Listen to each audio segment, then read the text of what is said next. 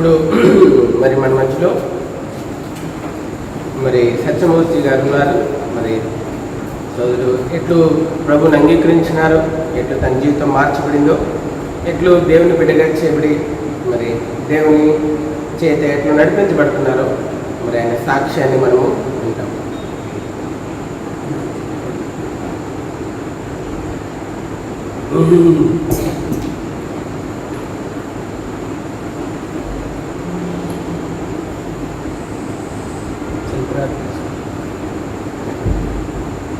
ప్రేమలో పరిశుద్ధమైన తండ్రి, జీవం కలిగిన ఆయన, దయగలిగిన మా ప్రభా, ఈ వందనములు స్తోత్రములు చెల్లిస్తున్నాం ప్రభా. అత్యున్న సింహాసనం రాసిన తండ్రి, జీవం కలిగిన మా ప్రభా, దయగలిగిన తండ్రి, నీ వందనములు స్తోత్రములు చెల్లిస్తున్నాం తండ్రి. నాయన ఘోరమైన పాపిని నన్ను కూడా మీరు రక్షించావు ప్రభా, నీ బిడ్డగా చేసుకున్నావు తండ్రి. నీ వందనములు స్తోత్రములు చెల్లిస్తున్నాం తండ్రి. ప్రభా నాయన అన్ని జయించి నన్ను రక్షించుకున్నావు, నా కుటుంబాన్ని రక్షించావు ప్రభా. తండ్రి నీ గురించి ప్రభా, నా పట్ల చేసిన మేలు గురించి ప్రభా తండ్రి నీ బిడ్డలతో నీ వాక్యం పంచుకుంటుండగా ప్రభుత్వ నా సాక్ష్యాన్ని ప్రభా ఇని ప్రభా తండ్రి అనేక మంది మారుమనసు రక్షణ దయచేయండి ప్రభా. నీ కృప చూపించండి, కనికరించండి తండ్రి. నీ కృపాన్ని కనికరించండి. ప్రశ్న లేని ప్రశ్న మారుమనసు దయచేయండి, నీ కృప చూపించండి. సాక్ష్యాన్ని మీరే దీవించి ఆశిస్తూ రమ్మని అడుగుతున్నాం ప్రభా. నాయన అల్పుని అబాయికుని ఎందుకు లేనివాడిని జ్ఞానం లేనివాడిని తండ్రి, నాకు తెలియలేనివాడిని ప్రభావ. నా ఆత్మలో మీరు మాట్లాడండి, నీ కృప చూపించండి, కనికరిస్తూ రండి ప్రభా. తండ్రి మీరు మాట్లాడకపోతే మీరేం కూడా మాట్లాడలేదు ప్రభావ. నా ఆత్మలో ఉంటుంది ప్రతి మాట మీరు నాయన మాట్లాడమని ఘనతమైన మీరే పొందుకోమని నీ ప్రియకుమారు మహారాష్ట్రంలో మా ప్రభు యేసుక్రీస్తునామములో ప్రార్థించి అడిగి వేడుకుంటున్నాం తండ్రి, ఆమేన్.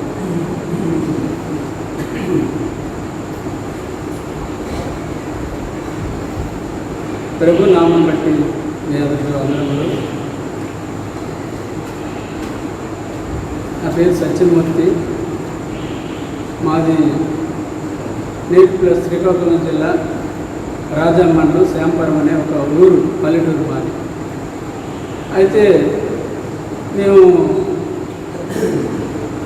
మా వృత్తి సాగరాలు మా వృత్తి మేము చేసుకునే వాళ్ళని. మాది చాలా పేద కుటుంబం, అంటే మాకు కష్టపడితే కడుపు నిండే పరిస్థితి లేకపోతే లేదు, అట్లాంటి పరిస్థితుల్లో మేము జీవిస్తున్నాం. అయితే నాకు చిన్నప్పుడు యేసుప్రభు దేవుడు అంటే ఆ క్రిస్మస్ పండుగలు ఆ పండుగలు చూసి ప్రభా అనిచి అప్పుడు వినేవాడిని. అయితే అందరి దేవుడిలాగా యేసుప్రభు కూడా ఒక దేవుడని నా జీవితంలో నేను అనుకుంటూ వస్తూ ఉండేవాడిని. అయితే క్రిస్మస్ పండుగ వస్తే యేసుప్రభుకి ప్రార్థించేది. తర్వాత మేము అంజలం కాబట్టి అనేకమైన దేవుళ్ళకి మేము మొక్కుతూ ఉండేవాళ్ళం, అన్నీ చేస్తూ ఉండేవాళ్ళం. అయితే ఒక సందేశం నాలో ఏంటంటే, మనము అంజలం కాబట్టి యేసుప్రభు అంటే అమెరికా వాళ్ళ దేవుడు, ఆయన ఎందుకు మనం పూజించాలా, ఆయన ఎందుకు మనం లెక్క చేయాలనే పరిస్థితుల్లో వచ్చేవాడిని. కొందరు యేసుప్రభు గురించి నా గురించి ఒకసారి సువార్త చెప్తే వాళ్ళే ఏంటంటే నేను ఎత్తిపించే వచ్చేవాడిని. ఎట్టంటే యేసుప్రభు దేవుడా, ఏ దేవుడైతే ఆయన నాతో ఇప్పుడే మాట్లాడమను అని గుడ్డుగా వాదించేవాడిని. ఎంతగా వాళ్ళు బాధ పెట్టేవాడిని. అయ్యా దేవుడు ఉన్నాడు, ఎక్కడ దేవుడు ఉన్నాడు పోవాలని నా ఇష్టాసారంగా నేను జీవితం జీవించేవాడిని. అయితే నేను మేల్దర్పణ చేసేవాడిని. మేల్దర్పణ చేసిన తర్వాత అలా కొంతకాలం అయిన నాకు వివాహం జరిగింది. వివాహం జరిగిన తర్వాత నేను మేల్దర్పణ చేసుకుంటూ వస్తూ ఉండేవాడిని. అయితే నాకు అన్ని వ్యసనాలు ఉండేవి. తాగుడు ఉండేది, తర్వాత ఇంకా అనేకమైన వ్యసనాలు కూడా నాకు ఉండేవి. నేను మా ఫ్రెండ్స్ కూడా ఒక 5-6 మంది ఉండేవారు. వాళ్ళతో ఉదయకాలం సాయంకాలం వరకు ఆ మేల్దర్పణ చేసుకుని వచ్చి సాయంకాలం వాళ్ళతో తాగుతూ నా ఇష్టాసారంగా నేను జీవిస్తూ అనేకమైన పాపాలు చేస్తూ వచ్చేవాడు.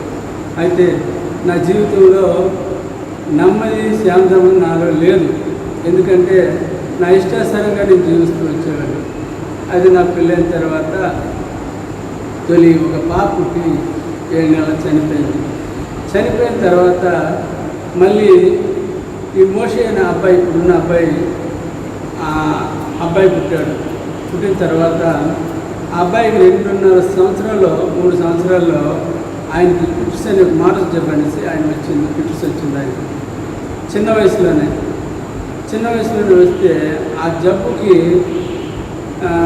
ఎన్నో రకాలుగా ఎందరో డాక్టర్ దగ్గర చూపించాము, ఎన్నో డేట్ వచ్చిన మందులు పెట్టాము. తర్వాత ఎన్నో హాస్పిటల్ తిప్పిన తర్వాత ఎవరు కూడా బాగవుతుందని చెప్తున్నారు. ఎక్కడ పోయినా 10,000 5,000 ఖర్చు అవుతూ ఉన్నాయి, కానీ ఏం కూడా బాగుపడే పరిస్థితి లేదు.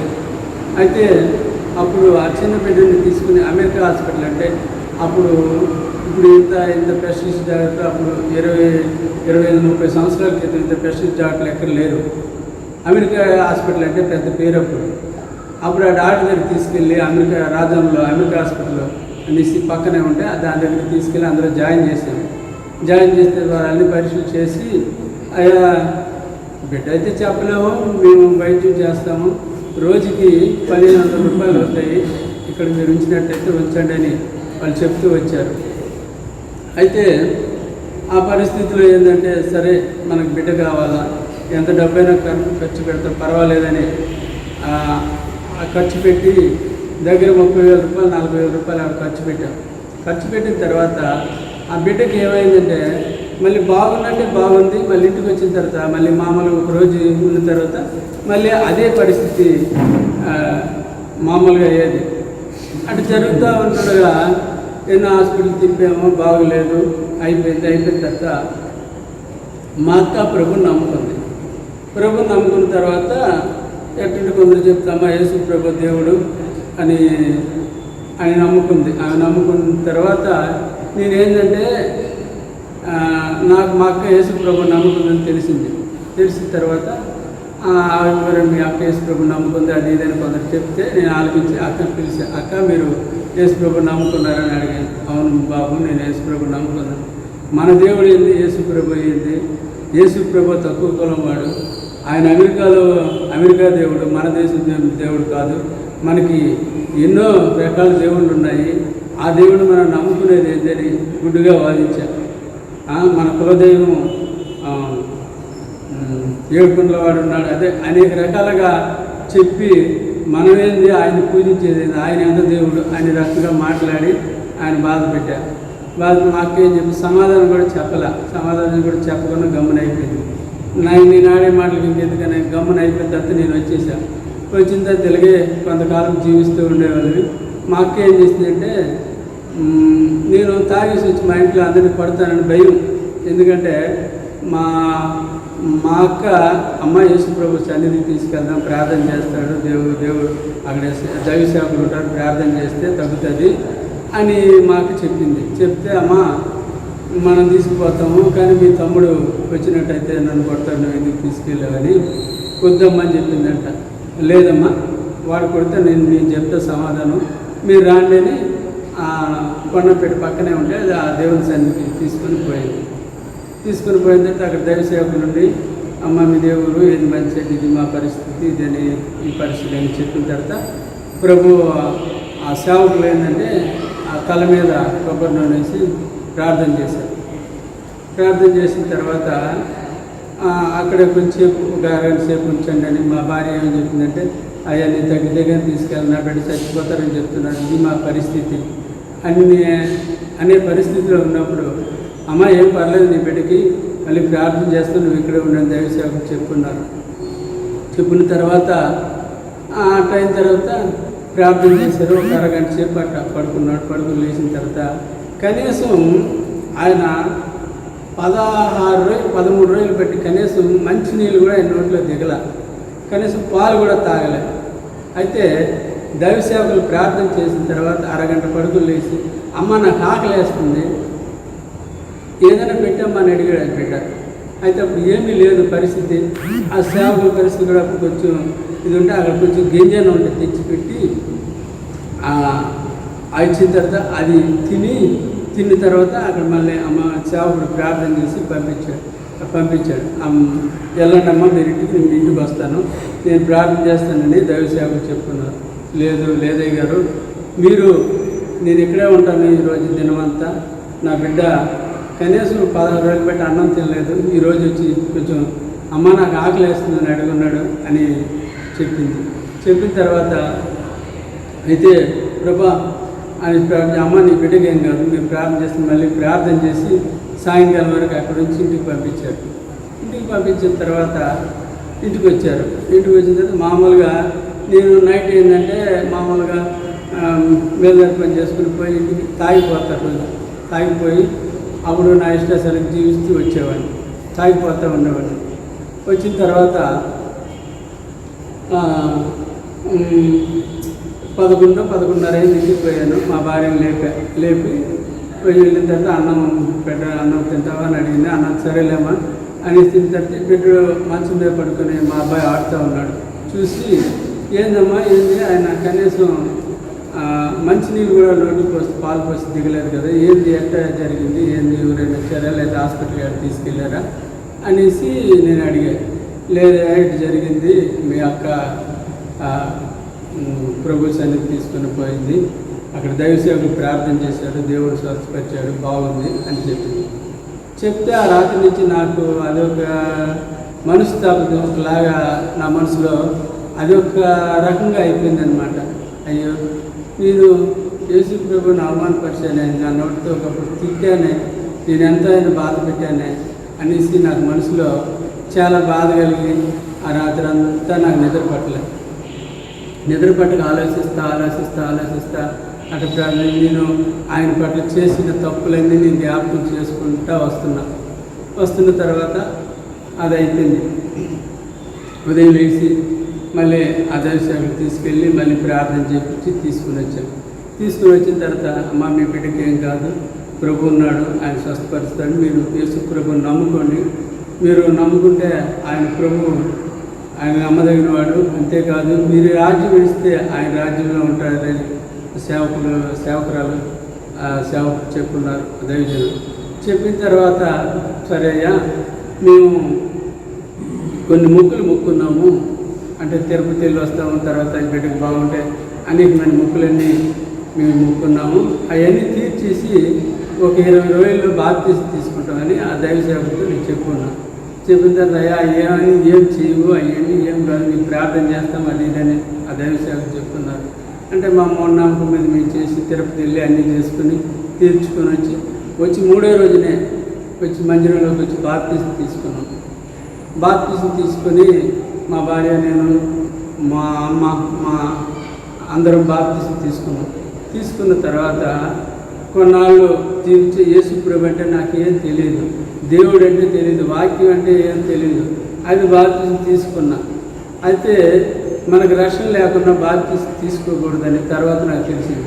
అయితే మామూలుగా నేను ఏం చేస్తున్నానంటే బాప్తీసం తీసుకున్నాను, సినిమాలు చూస్తున్నాను, తాగుతున్నాను, నా ఇష్టాసరంగా జీవిస్తుంటే అయితే జీవిస్తున్నాను. కానీ యేసు ప్రభు అంటే నమ్మకం కలిగింది, కానీ నా ఇష్టాసరంగా నా జీవితంలో జీవిస్తూ వచ్చేవాడిని. అయితే అట్లా జరుగుతుండగా ఏం జరిగిందంటే ఒక దినాన దేవుడు నాతో మాట్లాడాడు. ఎట్లంటే కొన్ని రోజుల తర్వాత క్రమంగా వచ్చి దేవుని వాక్యం వింటూ దేవుని సన్నిధిలో వస్తూ ఉంటే దైవ సేవకు చెప్తా ఉన్నారు. ఎట్లంటే మనం దేవుడికి మొక్కిన తినకూడదు, దేవుడికి పెట్టకూడదు, అన్యజనులుగా మనం మొక్కినట్టు మనం మొక్కకూడదు, అవన్నీ చెప్తూ ఉన్నారు. చెప్తూ ఉంటే మా కులదైవంలో ఒక దేవత ఉంది. 3 సంవత్సరాలకు ఒకసారి పెద్ద పండుగ చేస్తాం మేము. ఆ పండుగకి మా చుట్టాలు, బంధువులు, మా స్నేహితులు అందరినీ పిలిచి ఆ పండుగలో అందరినీ పాల్పొంపులు పొంది మేము అందరం చేస్తామన్నమాట. మా కుటుంబం మొత్తం మీద 15 ఇళ్ళు ఉన్నాయి, మా చిన్నాళ్ళు పెద్దనాళ్ళు అందరూ కలిపి.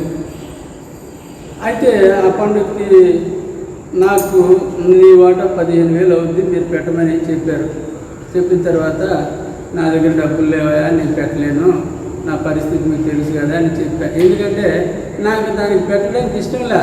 నా పరిస్థితి ప్రభు దైవ సేవలు చేస్తే ఇట్లా చెప్తున్నారు, అయ్యా దానిలోకి మనం పోకూడదు, దాని జోలికి పోకూడదు, అన్ని జైళ్ళకి మొక్కకూడదు, ఆ పెట్టిని తినకూడదు అని చెప్తున్నారు. అయితే నాలో అయితే వస్తూ ఉంటుండగా ఏం జరిగిందంటే మా చిన్న పెద్దనాన్ని పిలిచి, అయితే నువ్వు పెట్టకపోతే నేను నిలివేస్తామని చెప్పి నన్ను వదిలేశారు. వదిలేసి నాతో ఎవరు మాట్లాడక వాళ్ళంతా చేసుకుంటా వాళ్ళు ఒక రకంగా ఉంటూ మా కుటుంబాన్ని ఏర్పాటు చేశారు. చేసిన తర్వాత నేను ప్రార్థన చేసుకుంటూ వస్తున్నాను. సరే అదిగాక సరే ఇట్టైనా లొంగం లేదని చెప్పి మేము సాకులోనే. అయితే ఊర్లో పల్లెటూరులో ఏంటంటే పలానా వాళ్ళకి ఇల్లు ఉంటాయని ఆ ఇల్లు ప్రకారంగా చేసుకుంటే సంవత్సరానికి మనిషికి ఇంతని ఇస్తారనమాట. ఇల్లు కుట్లు లేకపోతే ఇల్లు కొంచాలని ఇస్తూ ఉంటారు. అయితే ఆ రకం చేసుకుంటూ ఉండి వీడికి ఇది లేకుండా చేస్తే మన మాట ఉంటాడని చెప్పి ఆ రకంగా చేశారు. మా బంధువులందరూ కలిపి ఊరి పెద్దల దగ్గరికి పోయి, అయ్యేవాడు ఇటు చేస్తామంటే మా మాట వినట్లేదు, ఇటు చేశాడు, ఇది పరిస్థితి అని వాళ్ళకి చెప్తే వాళ్ళు సరే అయితే మీరు కూడా ఏమి ఆయనకి మీరు ఏమి ఇవ్వకూడదు, ఊళ్ళో ఏం చేయకూడదు, ఆయన సంబంధం లేకుండా చేయండి అని వాళ్ళకి చెప్పారు.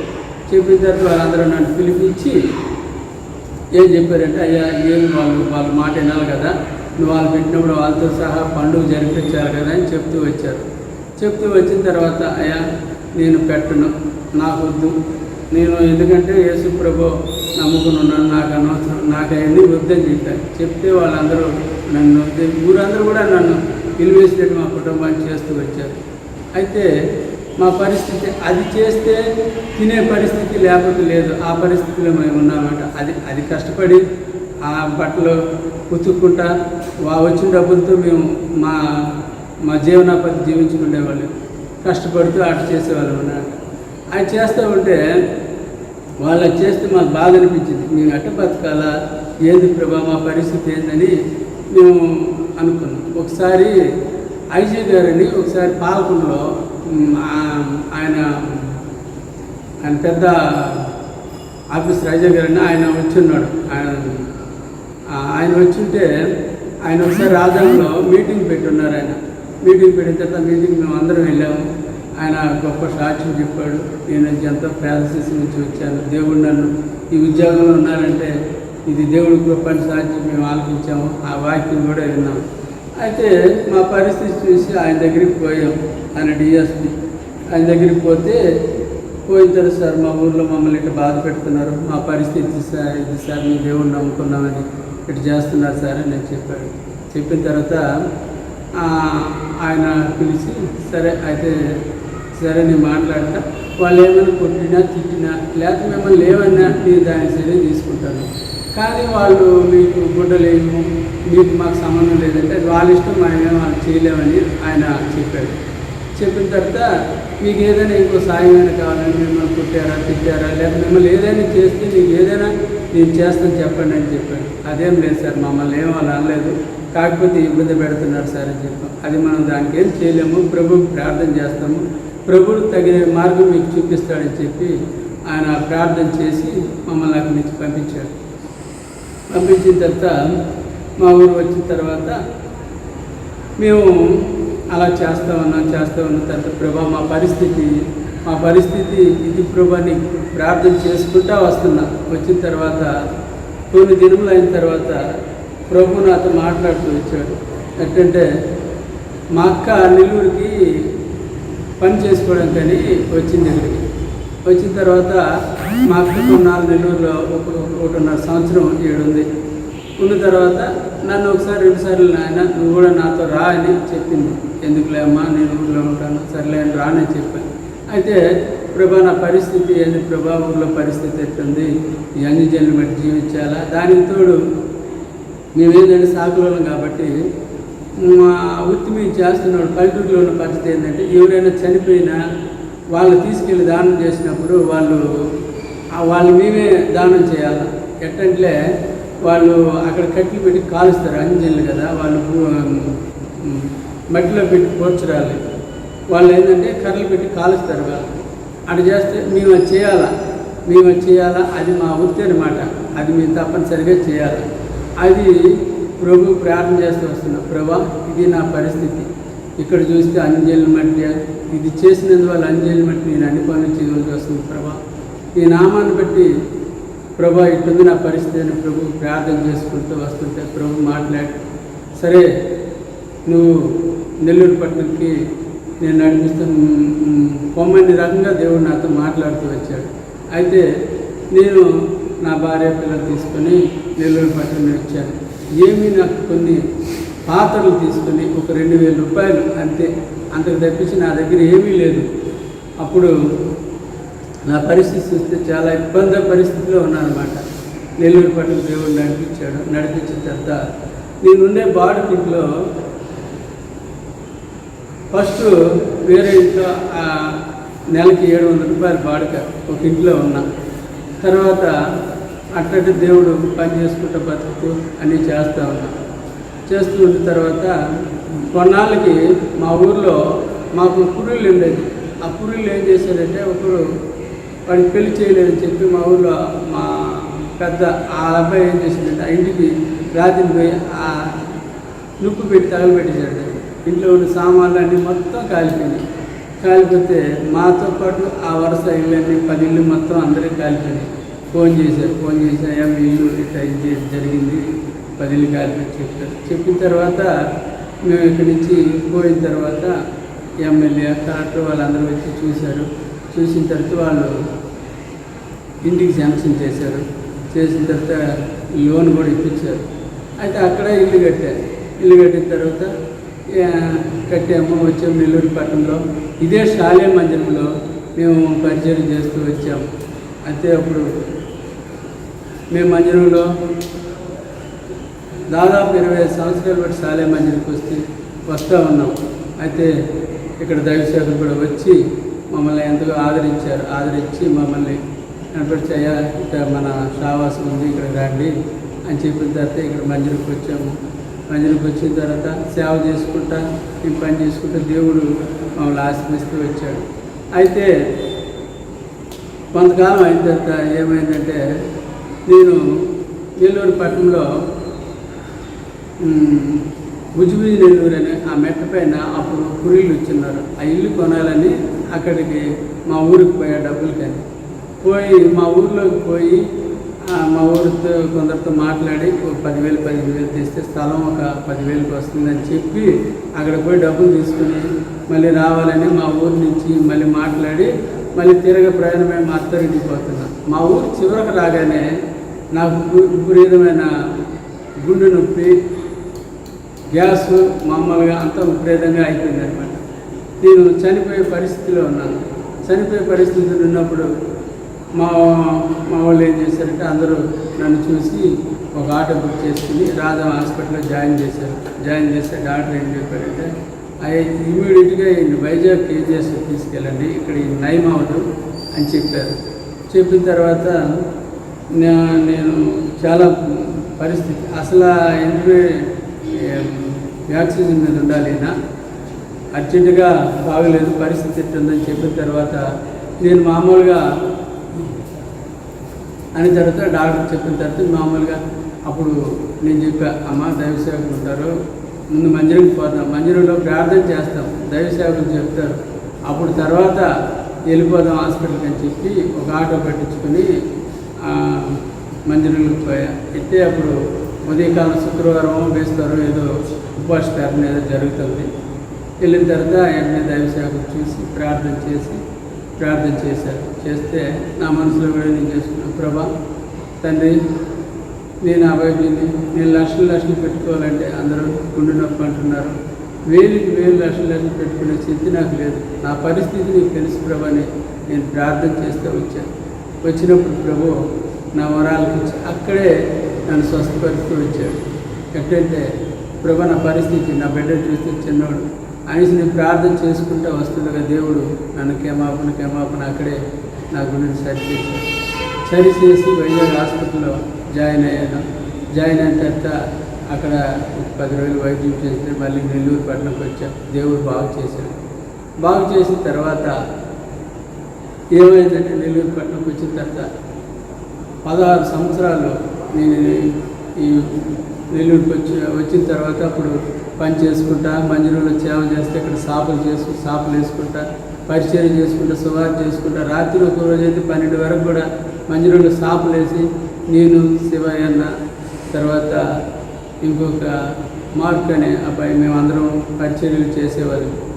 అయితే అటు చేస్తూ దేవుడు మమ్మల్ని ఆశ్రయిస్తూ వచ్చాడు. నెల్లూరు పట్టణంలో మేమున్నప్పుడు ఇది వెనక పక్క ఒక ఇంట్లో బాడుకున్నాం. ఆ ఇంటికి నెలకి 700 రూపాయలు బాడుక. అయితే ఆ ఇంట్లో కనీసం ఎంత అంటే 5 అడుగులు వెడల్పి బలిపెట్టుకుంట ఉంటుంది ఇల్లే, అంతకన్నా ఎక్కువలే. దానికి 700 రూపాయలు బాడుక. అయితే ఒక నెల వర్షాలు వచ్చి డబ్బులు కట్టలేక బాడుగ కట్టలేకపోతే రెండో నెల ఈ ఇంటి బాడుగ ఆయన బాడుగ రెండు తీసుకొని ఆయన దగ్గరికి పోతే ఆయన కూర్చోమని చెప్పి సరే ఇదిగోండి సార్ మీ డబ్బులు అని చెప్తే ఆయన ఏమన్నాడంటే, ఇంటి బాడుగ కట్టలేనాడు ఇంట్లో ఎందుకు ఉండాలి, ఖాళీ చేసిపోయాను. లేదు సార్, పనులు లేవు సార్, ఇల్లు బాడుగ కట్టడం నేర్చుకోవాలి నువ్వు, అది పద్ధతి కాదని చెప్పుకున్నాడు. అయితే నాకు ఎంత బాధ అనిపించింది ప్రభా. అయితే ఒక నెలని నా పరిస్థితిని తెలిసి ప్రభు కట్టలేకపోయినందుకు ఆయన నిన్ను మాట్లాడాడు ప్రభాని నేను దేవుడికి ప్రార్థన చేసుకుంటూ వస్తున్నాను. ప్రభా ఎక్కడైనా ఒక 3 అంకల 4 అంకల స్థలం ఇచ్చాడు ప్రభా. రేకుల్లో టాటాకులు వేసుకుంటానని దేవుడికి ప్రార్థన చేస్తూ వచ్చినప్పుడు దేవుడు నా మరాలకు ఇచ్చి నాకు అందరికీ 10,000 ఇల్లుకి వైఎస్ నగర్ అనే ఒక కాలనీ ఇచ్చున్నారు నెల్లూరు పట్టణంలో. దాంట్లో కూడా ప్రభు నాకు ఒక స్థలాన్ని దయచేశాడు. ఆ ఇల్లు కట్టుకుని దేవుడు లోన్ కూడా ఇచ్చారు. ప్రభు కృప వల్ల దైవ సేవకులు ప్రార్థన చేశారు. ప్రభు కృప వల్ల ఇల్లు కట్టుకుని దేవుడు ఆశ్రయిస్తూ వచ్చాడు. అయితే దేవుడు కృప నా పట్ల ఎంతగా చూపించాడు. ఆయనందరూ నమ్మికి వచ్చినప్పుడు నేను ఎప్పుడైతే పాపం చేస్తూ వచ్చానో ఎంతలో నష్టపరిచి వచ్చాను. ప్రభువుని ఆశ్రయించి ప్రభా నువ్వే నా రక్షకుడు అని ఆయన ఆశ్రయించి వచ్చినప్పుడు ప్రభు నన్ను ఎంతగా ఆశ్రయిస్తూ వచ్చాడనమాట. ఆ తర్వాత ప్రభు సేవలో వెళ్తూ సేవ చేస్తూ ఆయన పరిచర్యలో వాడబడుతూ వస్తూ ఉన్నాం. అయితే దేవుడు నాకు మళ్ళీ తర్వాత మొన్న 2019లో ఇప్పుడు ఆపరేషన్ మాకు బాగలేకుండా వచ్చినప్పుడు వైజాగ్ ఇక్కడే నారాయణ హాస్పిటల్లో జాయిన్ చేసినప్పుడు రామచంద్ర హాస్పిటల్లో జాయిన్ చేసిన తర్వాత అక్కడ ఏం చెప్పారంటే డాక్టర్ 4 రోజులు ఇచ్చారు. దగ్గర 40,000-50,000 ఖర్చు అయింది. వాళ్ళు చూసి అమ్మాయికి హార్ట్ ప్రాబ్లం ఉందని చెప్పి నారాయణ పంపించారు. ఆ నారాయణలో ఒక రోజంతా ఉంచి అక్కడ 8,000 తీసుకున్నారు. సాయంకాలం వరకు నుంచి 8,000 తీసుకున్నారు. అమ్మాయికి బాగలేదు, వేసాను చచ్చిపోతాడో తెలియదు, పరిస్థితి అట్టుంది, మీరు ఇచ్చితే 3 రోజులు సెలవు, డాక్టర్ ఇప్పుడు రారు, 3 రోజులు పోయిన వరకు ఇచ్చితే ఉంచండి, లేకపోతే మీరు తీసుకెళ్ళిపోండి అని చెప్తున్నారు. అక్కడి నుంచి తీసుకొచ్చి మా వాళ్ళు ఏం చేశారంటే సరేలే ఈ పరిస్థితి నుంచి చచ్చిపోతాడని తెలిసి గవర్నమెంట్ హాస్పిటల్లో నన్ను తీసుకెళ్ళి వేసిన తర్వాత గవర్నమెంట్ హాస్పిటల్లో ఉన్నప్పుడు మా అక్క వచ్చి అమ్మ మా తమ్ముడు చచ్చిపోతాడు, మా పరిస్థితి ఇది అని మా అక్క ఏడిస్తే అప్పుడు మా ఒక తెలిసిన అమ్మాయి ఉంటే మెద్రాస్ నేను మెద్రాస్ నాకు హాస్పిటల్ తెలుసు, మేము ఇంతకుముందు అక్కడ జాయిన్ చేసినంతమంది చెప్పి ఆమె తీసుకొని పోయింది. ఇక్కడి నుంచి 8,000 రూపాయలు అంబులెన్స్ కట్టించుకొని అక్కడ చెన్నై పోయినాం. చెన్నైలో హిమ్సాస్ ఫస్ట్ అక్కడ హాస్పిటల్ పెద్ద దాంట్లో వెళ్ళిన తర్వాత వాళ్ళు ఏం చెప్పారంటే అమ్మ ఇక్కడ జాయిన్ చేసుకోవాలంటే మీరు ఆంధ్ర వాళ్ళు తెలుగు వాళ్ళకి ఇక్కడ జాయిన్ చేసుకునే ఇది ఉండదని చెప్పిన తర్వాత మా కార్డు కూడా ఉంది, లేదు మాదేం చేస్తుంది, మీకు పనికిరాదు వాళ్ళ పేరునే ఉండాలా, ఉంటేనే మీరు జాయిన్ చేసుకుంటాం లేదని చెప్పారు. ఆరోగ్య కార్డు అయిన తర్వాత మా పరిస్థితి చూసి పెద్ద డాక్టర్ వచ్చి ఆయన బతిమంటే ఆయన అక్కడ జాయిన్ చేసుకున్నారు.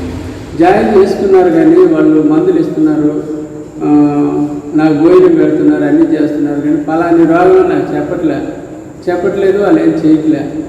అంటే 4,000 పెట్టుకున్నారు. కనీసం నాకు డాక్టర్లు వస్తున్నారు, నా దగ్గరికి వస్తున్నారు, పరీక్ష చేస్తున్నారు, మాట్లాడుకుంటున్నారు, అన్నీ చేస్తూ ఉన్నారు, కానీ గమ్మున వెళ్ళిపోతున్నారు. వాళ్ళంతా చాలా పెద్ద పెద్ద డాక్టర్లు, చాలా పెద్ద పెద్ద డాక్టర్. వాళ్ళంతా ఏ ఆపరేషన్ ఈజీగా చేయగలరు, అంత పెద్ద డాక్టర్లు అన్నమాట. వాళ్ళు ఆరంలో హిందీలో ఏదో మాట్లాడుకుంటున్నారు, వస్తున్నారు, వెళ్ళిపోతున్నారు, రోజు అట్టే చేస్తూ ఉన్నారు. అయిన తర్వాత ఏంటి మాట్లాడుకున్నారు, ఏమి చెప్పట్లేదే, నాకేం తెలియట్లేదని గమ్మున ఉన్న తర్వాత, అమ్మ నేను ఇక్కడ వెళ్ళిపోతాను, ఎందుకంటే వీళ్ళేం చెప్పట్లేదు, పరిస్థితి ఇది అని చెప్పుకున్నాను. చెప్పిన తర్వాత ఆ పక్కన ఇంకో డాక్టర్ కాకుండా ఏం డాక్టర్లు ఏం చెప్తే కానీ ఏం చేయలేము, మీరు ఉంటే ఉండండి, లేకపోతే వెళ్ళిపోండి అని వాళ్ళు చెప్పుకున్నాం.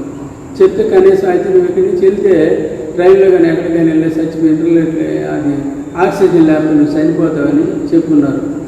చనిపోతే ఎక్కడైనా చనిపోతాను కదా, ఏముందని చెప్పి వెంటనే అక్కడి నుంచి బయలుదేరి వాళ్ళతో చెప్పి వెంటనే వచ్చి చెన్నై రైల్వే స్టేషన్కి వచ్చి వెంటనే అక్కడ ట్రైన్ ఉంటే ట్రైన్ ఎక్కాము. ట్రైన్ ఎక్కి విశాఖపట్నం ట్రైన్ ఎక్కి అందరూ చెప్పారు, మా వాళ్ళు కూడా భయపడిపోతుంటే ఎక్కడ చనిపోతాడో ఏంటి పరిస్థితి అని. అప్పుడు మేము అంటే ఎక్కాం కదా, మాకు రిజర్వేషన్ లేదు, ఏమి లేదు. ఆ పక్కనే బాగులేని పెట్టు, ఆ పెట్టులో అది అందులో ఖాళీ ఉంటే అందులో కిందనే అట్టే పడుకున్నాం. ఆ పడుకుంటూ వచ్చి మా వాళ్ళు భయపడుతున్నారు, ఎక్కడేం చనిపోతాడో ఏంటంటే, ప్రభాని ప్రార్థించి, ప్రభాని దయచేసి నీ చిత్తం ప్రభా, నా పట్ల చిత్తం చెల్లించండి, నువ్వు గొప్ప దేవుడు ఉన్నాను నమ్మకంగా ప్రార్థన చేసుకుని వస్తున్నాను. అయితే దేవుడు నాకు అనుక్షణం శక్తిని ఇచ్చాడు, నాకు ఏమాత్రం కూడా దిగులు నాలో ఏం పుట్టించలేదు. వైజాగ్ 4 గంటలకు వైజాగ్లో దిగాము. కేజీఎస్ హాస్పిటల్కి పోయి అక్కడ దాంట్లో కేజీఎస్లో వైజాగ్లో జాయిన్ అయ్యి వెంటనే పోయిన తర్వాత వాళ్ళు జాయిన్ చేసుకున్న తర్వాత అక్కడ నాకు మందులు ఇస్తూ పరీక్ష చేస్తూ వస్తున్నారు. వాళ్ళు కూడా అక్కడ పెద్ద గుండె ఆపరేషన్ చేసే డాక్టర్, రోజు పెద్ద డాక్టర్ ఒకసారి వస్తాడు. ఆయన ఒకసారి ఉదయం, ఒకసారి సాయంత్రం ఒకసారి వచ్చి చెక్ చేసుకుంటూ పోతూ ఉంటారు. ఆయన కింద 4-5 మంది డాక్టర్లు ఉంటారన్నమాట. వాళ్ళు కూడా చూసి నన్ను రోజు తీసుకెళ్తున్నారు, నాకు పరీక్ష తెస్తున్నారు, తీసుకెళ్తున్నారు, పరీక్ష చేస్తున్నారు. అవి ఏమి చెప్పట్లేదు, నాకు చెప్పట్లేదు, ఏమనట్లేదు. అప్పుడు 4వ రోజు ఆ పెద్ద డాక్టర్ మాట్లాడి, ఆయనకి ఆపరేషన్ పడుద్ది, ఇది పరిస్థితి అని వాళ్ళు మాట్లాడుకుంటూ నేను విన్నా. అన్న తర్వాత అప్పుడు ఆ డాక్టర్ వచ్చి, అయితే సరే నేను వచ్చి వస్తా, మీరు రూమ్లో తీసుకెళ్ళి ఆయన పరీక్ష చేస్తారు పదండి అని. ఇప్పుడు గుండెకి అన్ని పెట్టి చూస్తే అక్కడ ఎదురుగా నాకున్న ఒక నరాలన్నీ బ్లాక్ అయిపోయినాయి అన్నమాట. టక్మని కొట్టుకుంటూ ఉంది. అది అక్కడికి వెళ్ళేసరికి అది మామూలుగా ఉప్పులాగా ఎలుగుతూ ఉందన్నమాట. అది నరం బ్లాక్ అయిపోయింది. ఆయన చేసిన తర్వాత డాక్టర్లు ఏం చెప్పారంటే, నీకు ఎంజోగ్రామ్ చేస్తాము, దానివల్ల నయమైతే అయింది, లేదనుకుంటే పెద్ద ఆపరేషన్ పడుతుందని చెప్పున్నారు. ఆపరేషన్ పడుతుందంటే నాకు ఇంకా ఎక్కడ లేని భయం కూడా పుట్టేసింది. పెద్ద ఆపరేషన్ చేసుకుంటే చనిపోతారు, బతకరని అనేక మంది ఎందరో చనిపోయినారు. ఆ ఆపరేషన్ చేసుకుంటే 100కి 10 మంది కూడా బతకడం కష్టం అని నాకు భయపెడతా వచ్చేవారు. అయితే ప్రభా నీ దయచేసి నీ చిత్తం నీ పట్ల కార్యం చేయండి ప్రభా, నేను ప్రార్థన చేస్తూ వచ్చేవాడిని. అయితే అప్పుడు వచ్చిన తర్వాత ఒకరోజు డాక్టర్ వచ్చి చెప్పాడు, నీకు ఎంజోగ్రామ్ చేస్తాను, చేస్తే దీన్ని బట్టి నయం అయితే లేదనుకుంటే పెద్ద ఆపరేషన్ తప్పదు, నీకు చేయాలని చెప్పారు. చెప్పిన తర్వాత ఎంజోగ్రామ్ చేశారు, నన్ను బలమే పడుకొని పెట్టారు. నాకైతే భయం విపరీతమైన భయపడుతూ ఉంటే ఆ డాక్టర్ తొడ మీద ఇక్కడ నరం కోసి ఆ నరంలో ఒక మిషన్ పంపించి దాన్ని అది చేసిన తర్వాత అట్టే నాకు టీవీలో కనబడుతుంది. చిన్న మన ఎంటుకల్లాగా ఉంటాయి నరాలు, అవన్నీ వస్తూ ఉన్నాయి. ఫస్ట్లోనే నాకు బ్లాక్ అయింది. పెట్టిన 5 నిమిషాల్లోనే చూసి అది రికార్డింగ్ చేసి సరే నువ్వు వెళ్ళిపోవచ్చు అని చెప్పారు. చెప్పిన తర్వాత బయటకు వచ్చిన తర్వాత నీకు పెద్ద ఆపరేషన్ పడితే పైన ఉన్న డాక్టర్లు వెళ్ళి మాట్లాడుకోండి అని చెప్పారు. చెప్పిన తర్వాత నేను భయపడుతూ వస్తూ ఉన్నా. ప్రమాణ పరిస్థితి నేను భయపడుతూ వస్తూ ఉంటే నాకు ఎక్కడలేం భయపడుతున్నా, నాకు ఆపరేషన్ నేను చనిపోతాను, మా ఇంటికి వెళ్ళిపోదాం పదండి, లేదా అక్కడికైనా నెల్లూరైనా వెళ్ళిపోదాం, చనిపోతానని చెప్పిన తర్వాత మా వదిన కొడుకు అక్కడ మణిపాల్ హాస్పిటల్, ప్రైవేట్ హాస్పిటల్లో ఆయన సెక్యూరిటీగా పనిచేస్తున్నాడు. పనిచేస్తే ఆయన వచ్చాడు. ఆయన నన్ను చూడాలని వచ్చి చూసి, అయ్యా నీకేం పర్వాలేదు, ఈ గవర్నమెంట్ హాస్పిటల్, ప్రైవేట్ హాస్పిటల్లోనే చక్కగా నీకు ఆపరేషన్ చేయించి కూర్చున్నది అని చెప్పాడు. చెప్పి నన్ను ఎక్కడైనా ఆపరేషన్ చేసుకుని 10,000 మొండి తెచ్చి మా ఊరిలో ఉన్నా. అప్పుడు నన్ను ధైర్యపరిచి ఆ డాక్టర్ దగ్గర తీసుకెళ్ళిన తర్వాత ఆ మణిపాల్ హాస్పిటల్లో, అది ప్రైవేట్ పెద్ద హాస్పిటల్, చాలా కాస్ట్ అయిన హాస్పిటల్ అది. అయితే అక్కడ తీసుకెళ్ళిన తర్వాత నన్ను ఆ డాక్టర్ వచ్చి చూశాడు. చూసిన తర్వాత అయ్యా చెప్పాడు, అయ్యా ఆపరేషన్ చేసుకుంటే మా చిన్నాన్న భయపడుతున్నాడు సార్, ఇది మా పరిస్థితి, ఆయన ఆపరేషన్ అంటే వద్దంటున్నాడు సార్ అని చెప్పాడు. డాక్టర్ నన్ను చూసి, అయ్యా నీకేం భయం లేదు, 25 సంవత్సరాలు 7 సంవత్సరాలు నీకేం కాదు, నేను ఆపరేషన్ చేస్తాను నేను, ప్రభు డాక్టర్ మాట్లాడుతూ వచ్చాడు. అయితే నేను అప్పుడు నాకు ధైర్యం కలిగింది, కొంచెం నాలో భయం పోయిందనమాట. భయం పోయిన తర్వాత ఆపరేషన్లో జాయిన్ చేసుకున్న తర్వాత 2 రోజులు పోయింది. 3వ రోజు నాకు మొత్తం అంతా పరీక్ష చేయించి అన్నీ చేసి ఉదయం 5 గంటలకు నాకు ఆపరేషన్ థియేటర్కి తీసుకొని పోయిన తర్వాత మత్తు డాక్టర్ వచ్చి నన్ను పరీక్ష చేసి, ముందు ఆయన వచ్చి అన్నీ కనుక్కుంటాడంట. ఆయన లేడు ఆ రోజు. అప్పటికప్పుడే వచ్చి నాకు ఆపరేషన్ మొదలుపెట్టి నా ఎన్నిలో ఇంజక్షన్ చేస్తున్నాడు. ఇంజక్షన్ చేశాను, ఏం కాదులని చెప్పాడు. నాకు చేసిన మరుక్షణం ఒక 5 నిమిషాలకి ఏమవుతుందో నాకు ఇంకేం జ్ఞాపకం అట్లా అయిపోయింది నా పరిస్థితి. నాకు ఇంకా ఏమీ నాకేం జ్ఞాపకం లేదు.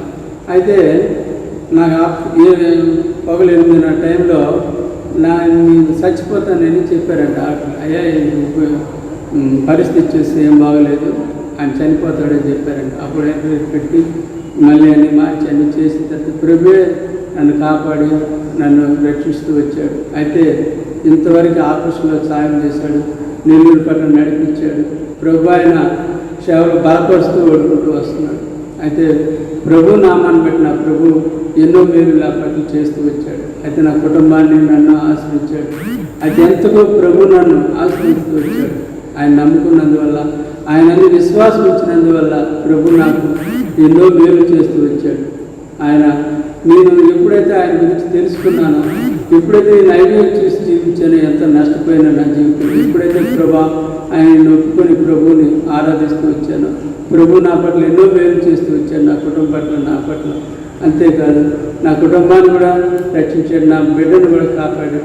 అయితే ఇంతవరకు కూడా మోషైన బిడ్డకి ఏ రోగం లేకుండా ఆయన కాపాడుతూ వస్తున్నాడు. అంత గొప్ప దేవుడు ఆయన నమ్ముకున్న వారికి ఏనాడు శరం లేదని ప్రభు యేసుక్రీస్తు శరం ఇచ్చారు.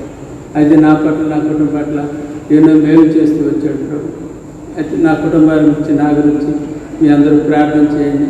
మోషైన బిడ్డ అన్నమనే నా భార్య కూడా కొంచెం విశ్వాసం తక్కువ, వాళ్ళ గురించి ప్రార్థన చేయండి. వాళ్ళ సరైన మార్గదర్శనం కలిగి నా కుటుంబం అంతా ఆయన సేవలో బలపరిచినట్టు సాయం చేయండి. యోహాను ఇస్తేని జ్ఞాపకం చేసుకోండి. ఆ బిడ్డ, చిన్న బిడ్డలు 2 ఆ పేర్లు పెట్టాము, దేవుడు బలపరిచి ఆ పేర్లు పెట్టమని దేవుడు ఆజ్ఞించాడు దర్శనాలు బట్టి. అయితే ఆ బిడ్డలు దేవుడు సేవ చేయాలని మా కోరిక, మా ఆశ. వాళ్ళ గురించి, మా కుటుంబం గురించి, మా గురించి ప్రార్థన చేయండి. ఇంతవరకు సాక్ష్యం చెప్పుకున్నందుకు ప్రభునామం బట్టి మేము వందనాలు చెల్లిస్తున్నాం. దైవసేవకులు కూడా ఈ పరిచర్య నాకు ఇచ్చినందుకు సాక్షి చెప్పినారు. దైవసేవకు కూడా వందనాలు చెల్లిస్తున్నాం. సెలవు తీసుకుని మా గురించి మీరు ప్రార్థన చేయండి. ప్రభు అని యేసుక్రీస్తున్నాము సమర్పించడం విన్నాం తండ్రి. ఆమేన్.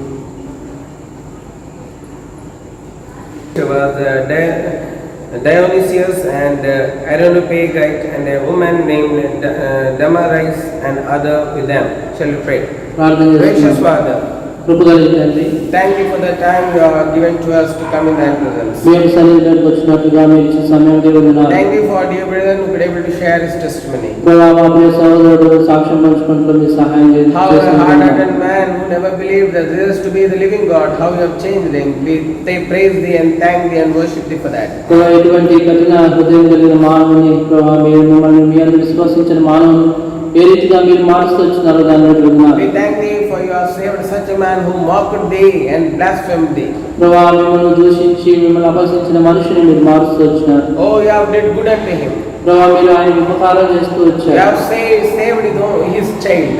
ప్రభా తన యొక్క బిడ్డను కాపాడుతూ వచ్చినారు. Oh, what a good God thou art. ప్రభా ఎంత గొప్ప ఉపకారం చేసే దేవుడు ప్రభా. Many never knew how good thou art. ప్రభా ఎంత మీరెంత ఉపకారి అనేక మంది ఎరుగరు. Many are having many wants in their lives. అనేక మంది అనేక అక్కర్లు కలిగి ఉంటున్నారు. Oh Lord, ప్రభా